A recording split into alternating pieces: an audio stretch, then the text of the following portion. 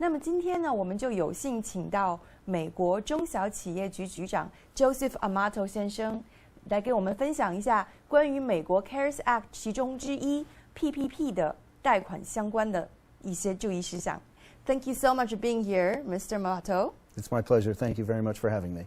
So first of all, can you give us a little bit background about the PPP program? Well, the PPP program was started pretty much about 2 months ago. It was meant to basically augment or support small business in their ability to maintain their payrolls during this time of the coronavirus crisis. The program itself was approved by Congress and funded through Congress and the Treasury, approved by the President to basically support small business during the last 2 months going into 3 months.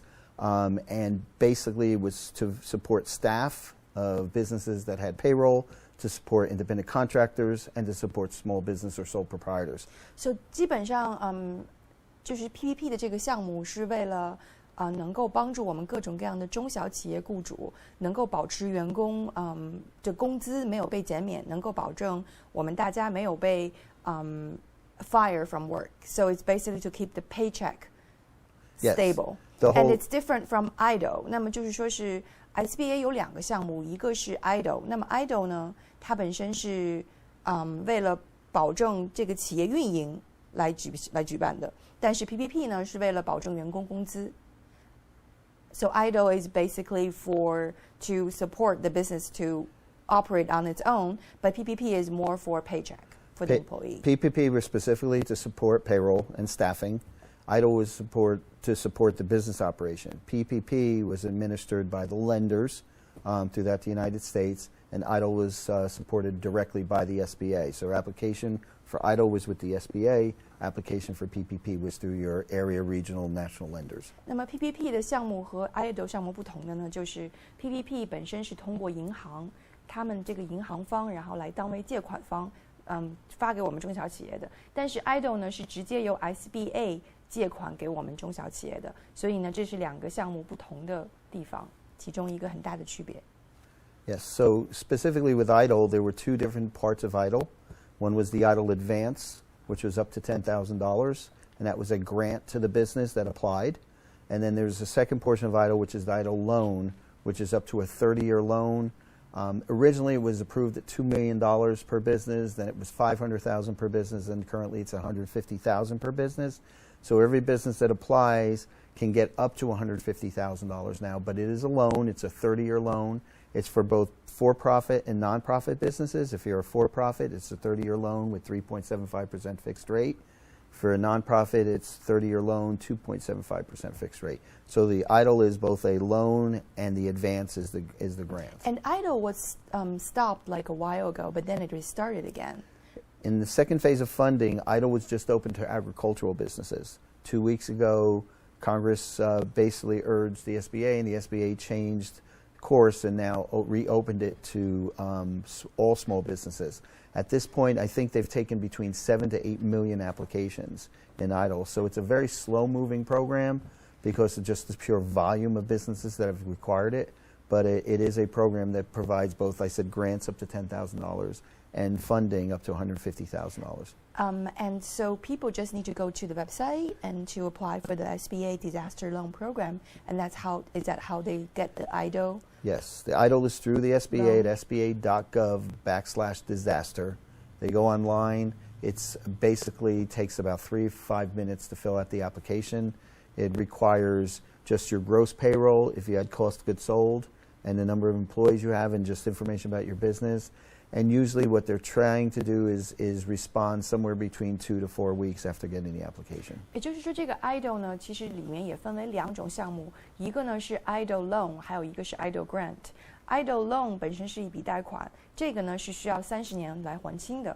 那么 IDLE grant 呢是一种奖金，也就是说，这个奖金呢，如果你最后被批准的话呢，你不用还。So let's move on to PPP. I think by this day, it's yesterday, I think there's just a new round of possibly PPP. They're extending it. Is that true? Well, the original completion of the program for PPP was supposed to be June 30th, Correct. 2020. In the last minute, pretty much the night before, the night it was supposed to end, Congress, both the Senate had approved an extension to August 8th. The House approved it yesterday on July 1st, and now we're awaiting signature from the President to basically allow the PPP program to be able to continue. The biggest issue with the PPP program right now is that we've extended over $500 billion in funding to businesses for their employees, but there's still $134 billion remaining in the program that can still be spent. And what the program is hoping, what the SBA and what Treasury and the Senate and the House are hoping, is that we can extend more PPP funding to businesses that have not received it yet. PPP 本身按道理说呢，当时实际上是在6月30号之前就已经截止了，但是在最后一天，也就是在最后1秒的时候呢，那么美国呢，the House of Representatives 刚刚就决定，我们准备把这个 PPP 有可能会延期到8月8号，现在呢就在等我们的总统的签名，那么基本上这一项法案就能够被通过。So in addition, the PPP program now also extends through a lot of work behind the scenes. It also, originally it was meant for the first 8 weeks after you received the payroll that you had to disperse the money to your staff. Because of so many different pressures on a business right now, closures, basically non-essential business issues, staffing with unemployment insurance that don't want to really come back to work yet, the fact that businesses aren't in full operation yet, all those things led to a sort of reduction in staff to what was hoped when they opened PPP that everybody would immediately come back to work. So although a lot of people have come back to work, the vast majority of people have not yet. So PPP allowed the business that after its 8-week period, after it received funding, say it received $1 million in funding, after that 8 weeks, if they still had PPP funding remaining, so say that business with $1 million had $500,000 left, they'd have up to 24 weeks or an additional 16 weeks above the original 8 weeks to still pay their payroll, still pay their staff until the funds were completely exhausted. And with all that being said, that the business would be able to receive still 100% forgiveness. The whole idea of PPP is for it to be forgivable funding. That is very good news. So does that mean that if a business doesn't have to use up all the funds in 8 weeks? Yes, they and now have does up it to also 24 apply weeks. to 1099 independent contractor? Well, for most, and that's a great question because I get phone calls at least 20 a day from independent contractors and sole proprietors. Since you're an employee of one when you're an independent contractor, an employee of one if you're a sole proprietor, it's very easy for you to pay yourself in that first 8 weeks. There's no, it's not like you're not delaying reporting. There's no delay in the transaction of paying yourself over 8 weeks. Because it's only for yourself, right? Yes, so it's really not meant for the sole proprietor or the independent contractor.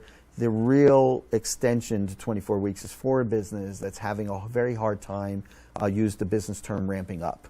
So if they're having a very hard time ramping up, getting their employees on board, their revenue is only a quarter or a half or a tenth of what it was last year, this gives them time to spend the money over a longer period of time.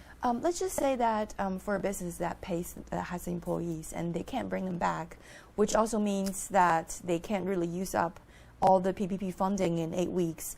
But in order to prove that, do they need to show like a proof that they're trying to invite their employee back, but their employee refused to because they're getting PUA or other unemployment benefits? Is there like a document they have to do or anything to show that? That's an amazingly good question. All documentation is important. If you are a business and you receive PPP funding, you should document how you're staffing, how you're trying to get your staffing back, the issues that you're having with staffing. All that information will help you for forgiveness. If you're having trouble spending all the PPP funding in the first 8 weeks, you should document how much you're expending in week 1, week 2, week 3, all the way through week 8, and then show that you still have a balance remaining. It's never a bad thing to have too much documentation. It's never a bad thing to keep your bank informed, the lender that lent you the PPP funding, to keep them informed of the fact that you're going to extend maybe to 16 weeks or 24 weeks in order to get yourself fully staffed, in order to get yourself fully using the PPP funding. So that documentation is very important. And what is the term for forgiveness? Is that like 60%? I know that before it was used to be 75% they used for to pay the employee, and then the other 25% is for business operation. And I think there's just a change. Well, the whole goal of anyone receiving PPP funding, as far as the lenders are concerned, is that they get 100% forgiveness. Correct. That's it's the utilization of funding that you're talking about. Originally, 75% or greater of your PPP funding had to be used for payroll. That has recently been changed to 60% or greater has to be used for payroll. The other side of the equation is 25%, no greater than 25% of the PPP funding could be used for other eligible PPP costs, mortgage interest, rents, leases, utilities. Now that's changed since it's gone from 75-25 to 60-40. Now up to 40% of your PPP funding can be used for eligible expenses, mortgage interest, rents, leases, and utilities. 就是很重要的一点就是，如果是想让这个 PPP 呢被豁免的话呢，那么至少你要用60%或者60%以上的 PPP 的PPP 的数目来付给员工工资，那么剩下的40%或者40%以下的来付各种各样的水电杂费啊，各种各样的租金啊，还有一些其他的商业运转支出。那么这样子的话呢，我们就能够基本上能够达到你这个 PPP 的这个整个的这个项目是被100%豁免的，所以这个是大家需要很重要的一点。So at this point, most of the people that have exhausted their PPP are waiting for guidelines or guidance to the lenders for forgiveness. The best part about the congressional rule that surrounded PPP forgiveness is that any time that a business has debt forgiven, it usually becomes a taxable event. They have to pay taxes on it as if it's income. Congress was very insightful in allowing all PPP funding once forgiven, and remember, every bank wants every PPP loan forgiven. I mean, they do not want to keep a loan. They want to keep that funding forgiven. So in every instance where it's forgiven, it's a non-taxable event, which means it won't be considered income. 另外还有一个很好的消息，就是说SBA 的这个 PPP 的项目，实际上当时颁发的目的就是能够帮助各种各样的中小企业的企业主们，能够帮助他们的这个企业继续运转下去。所以说呢，他们是希望你们的最后的这个 PPP 这些整个的款项是能够被100%豁免的。然后所有的银行呢，也是不希望自己能够有一个这个贷款，然后不停的去催，或者不停的去收你的 interest rate。所以说呢，银行本身也是希望你的这个 PPP 被100%豁免的。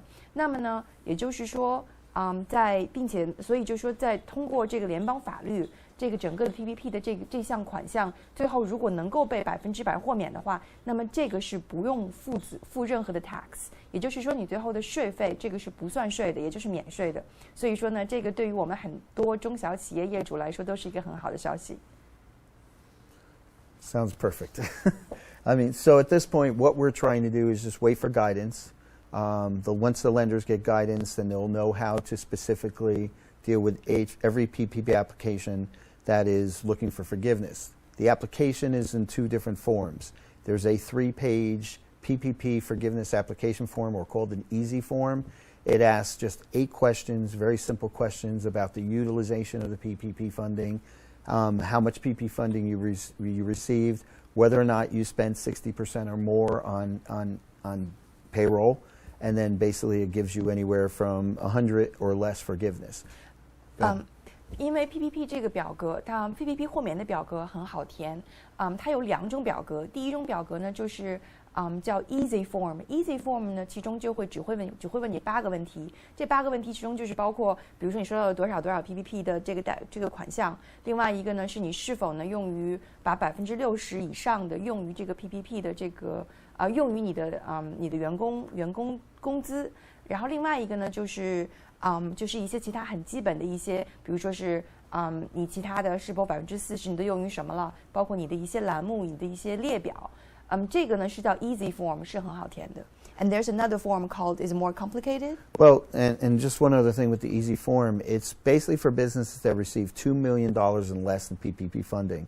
It's our understanding that in the 80% range the applications for PPP were $2 million or less. So 如果是你的 PPP 贷款是少于200万的话，那么你就是比较适合直接填这个 Easy Form。那么因为它只有8个问题，所以呢也很容易。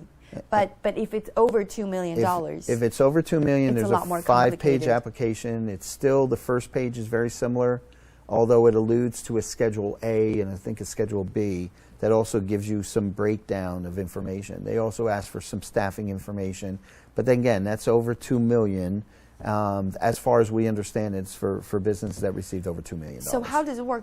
Does people go to the bank and with the form to submit the form directly to the bank? I mean, or do they go to the bank and bank will have their specific form? No, all forms are going to be generated through the easy form or through the extended form, the 3-page form or the 5-page form.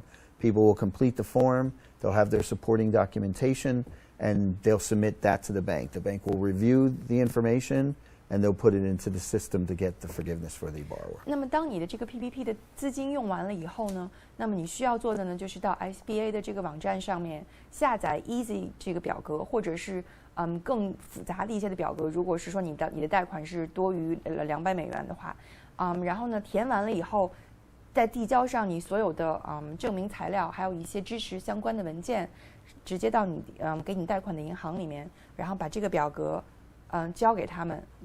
So do they also submit the form when their PPP funding exhausted? When the funding is exhausted, that's when the individual business, entrepreneur, a sole proprietor, independent contractor submit it to the original lender, the lender that gave them the PPP funding. That's when they should admit it, yes. Like, is there any tips? Like, for example, because I know a lot of people, when they're using the PPP funding, and, you know, I know a lot of people are very uncertain whether or not they use the right, or, I mean, is there any tips you can give to a lot of, you know, business entrepreneurs out there? Because I would want to know, because sometimes when the money is spent the wrong, you know, in the wrong area, and it's already spent, but, you know, their goal is to get it forgiven. So is there any way to keep checking and, you know, anybody that we can talk to? Well, you always can call my office, my SBA office, to basically get information if there's information needed. That number is 702-388-6611.